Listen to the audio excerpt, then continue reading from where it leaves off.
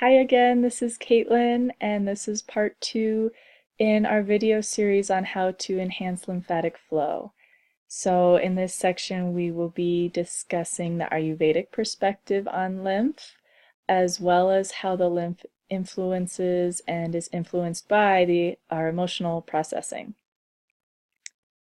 So in Ayurveda, the lymph in the plasma are called rasa. And rasa, the word rasa has many meanings, but its primary meaning is the juice of life or the essence of life. And it's thought that when we consume food, our body takes these nutrients and the essence of the food and it makes rasa within about 5 days. And then our white blood cells, our red blood cells, they are constantly bathed in this substance. It is their nourishment. And that's why it's so important to have a smoothly flowing lymph system. You know, you can think about it as a stream. Would you rather be steeping your cells in a clear flowing spring or murky pond scum? So this may sound kind of metaphorical, but really the quality and the clarity of the lymph is actually qualified in Ayurveda. So it's thought that when our lymph receives proper nourishment from the food we eat and it moves without obstruction, then it's known to have a superior quality, and it is called rasasara in this case. So with rasasara, it is said we're able to experience clear perception, unfettered love and trust, and that the music of life will just start flowing through. So another meaning of rasa is melody, and this is because it is observed that one has rasasara, they're just not able to stop their hips from flowing to the music. So I love that little fact about the lymph system. Also, the lymph brings nutrients to the skin, and in fact, the entire top layer of the skin is a byproduct of the lymph system. So we cannot have healthy skin without healthy lymph. Rasasara is known to produce soft, clear, smooth skin, healthy, soft hair, and that overly dry or overly oily skin and hair is regulated by good lymph flow. Puffiness, such as the puffiness under the eyes, or really anywhere on the face, anywhere on the body, this can be due to lymphatic congestion and can be reduced by getting that lymph moving. So what do we think about when we think about the health of our skin and our hair? I think a lot of us think about aging, right? It's kind of what we're always focusing on, looking younger, having healthier skin. So it kind of makes sense that Ayurvedic wisdom says we're only as old as our rasa, only as old as our lymph. And Ayurveda is ultimately a medical science of longevity. One of its main tenets of living a long, healthy life is to continuously improve and revitalize the quality of rasa. So, in fact, the study of longevity and rejuvenation is called rasayana, and that just indicates how important rasa is for a really long, healthy, happy life. But the word lymph itself actually comes from a revered ancient Roman deity called Lympha, and she was the goddess of fresh, clear water, such as streams and springs. But more specifically, she was revered as the goddess of kind of the mysterious power of water, the mysterious healing power of water.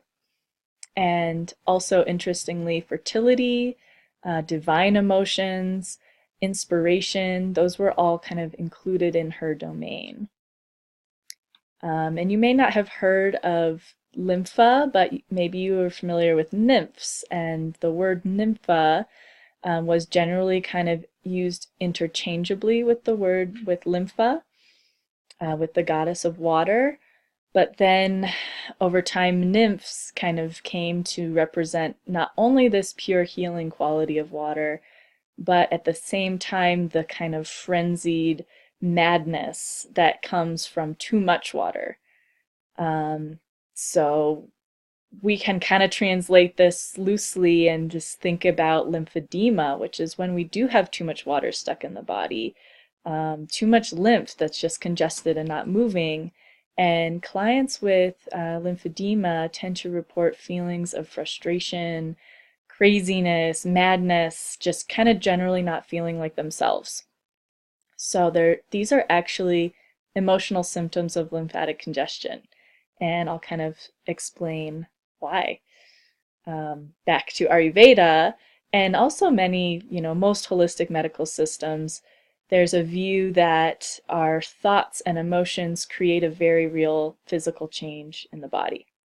And the lymph happens to be kind of particularly vulnerable since it's the water element of the body, and the water element is very connected with our emotions. So water is thought to act as a carrier for past experiences, past traumas. So when we experience a negative emotion, it has a certain biochemical effect on the lymph. For example, in Ayurveda, fear is known to shift the lymph towards cold and dry, and that would lead to a need for lymphatic nourishment. Whereas attachment increases stickiness and oiliness of the lymph, and that would lead to more of a need for stimulation of lymph movement. But these emotions and the effects that come from them move in the lymph, and they tend to accumulate in our weak spots and cause stagnation in these areas. And the cause is also bidirectional.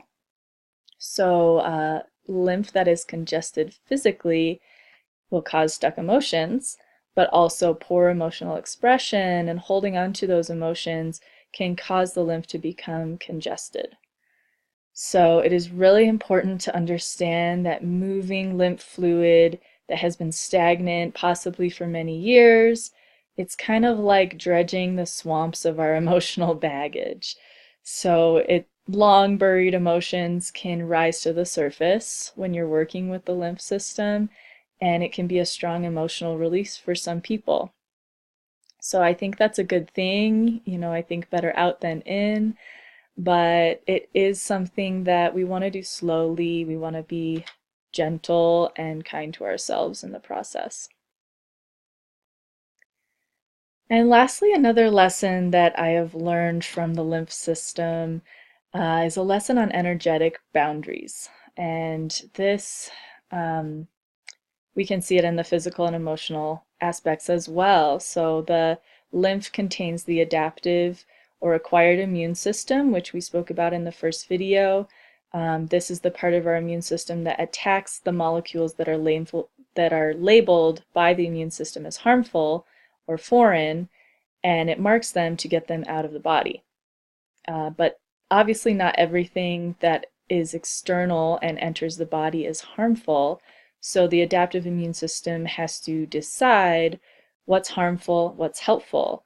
In that labeling process, it remembers these molecules and they're labeled as either self or not self, basically welcome or unwelcome in the body.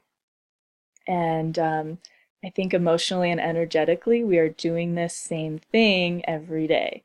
We are interacting with other people and exchanging energy. How many of us have problems knowing when it's time to take on someone else's energy, their issues, and when it's just not for us right now. It's just not our energy. It's not something we have to deal with. It's hard to know. How often do we let others drain our energy? Or do we stiffen up and withdraw when we feel that someone is needing something from us? So the lymphatic vessels are permeable and fluid, and that's really important. They're constantly uptaking more fluid from the interstitial space, and if it weren't permeable, it wouldn't be able to serve its function. But at the same time, it is a filtration system. So all of the fluid that gets passed through the nodes where the adaptive immune system can make its decisions on what's harmful or not needed, and then it will eliminate that from the body. So I think this works really beautifully on an energetic level. We want to be fluid, we want to be permeable to a certain degree, and we don't want to be too stiff or walled off. We want to allow the outside world in, but on our own terms. And we need to have a strong adaptive system that is constantly working to release any negative or unnecessary emotions from the body. So basically, I think this working with the lymph can be really powerful boundary work, which is very much needed in this time. And lastly, when our lymph is flowing freely, our emotions are flowing freely. So this happens when we let go of those negative emotions that damage the lymph and lodge in our bodies.